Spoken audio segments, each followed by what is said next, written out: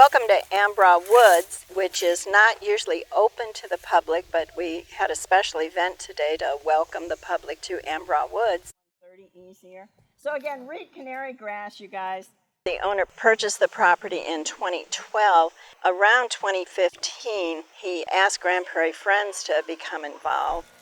It had previously been farmed, but it had been several years since it had been farmed, so it was a solid monoculture of invasive reed canary grass. Nothing else growing in there. We had to start from the worst possible scenario, basically. So it definitely needed several years of treatment, alternating fire and chemical treatment. Rural communities really rely on natural resources a lot for their economy. And so when we experience habitat loss and extreme storms and weather and damage from that due to climate change, it often hits our rural communities worst. And so as a foundation that's very place-based, we wanted to partner with a group like Grand Prairie Friends to help save some of our natural areas and our natural resources. So our last burn was late summer of last year, 2023, and followed that up with some seeding of a cover crop. The cover crop we used was a mix of prairie plants. We wanted to try to go native with the cover crop, and what that does is it just holds the soil in place and prevents weed competition with the trees that we plant. Anything exciting? And I made it a mix of prairie flowers that doesn't have grass in it, because I know that reed canary grass is going to come back, and we're going to have to keep treating that as we go forward in the future. This part of Coles County originally would have been forested. In the late 19th century, early 20th century, a large area of this county was cleared. Those timber areas were cleared for farmland.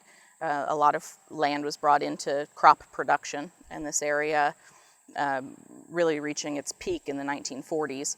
And then slowly, now those areas that were less suitable for farming are being converted back into natural habitats. And often the first stage is something like this field behind me. It's a hay field. This is not native vegetation. This is an introduced grass. But it's still better than having things tilled every year. It provides some wildlife habitat. It provides some carbon sequestration, at least in the short term. But the longer term solution often is planting trees, especially in those bottomland areas that are prone to flooding, which is what the bottoms here are.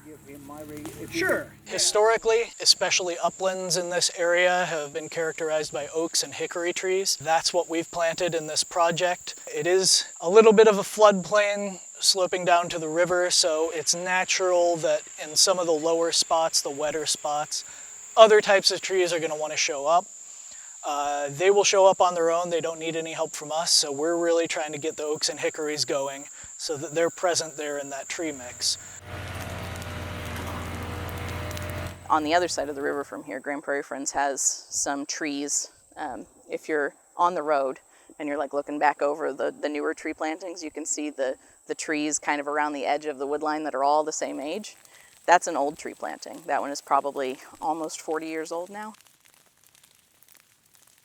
And that's what they start looking like. So if you didn't realize that those were planted, you may think that that's just the natural edge of the forest now, but those were restored. So in another 20 or 30 years, the trees that Grand Prairie Friends has planted on the other side of the river and here will be that tall, and it'll make a major difference.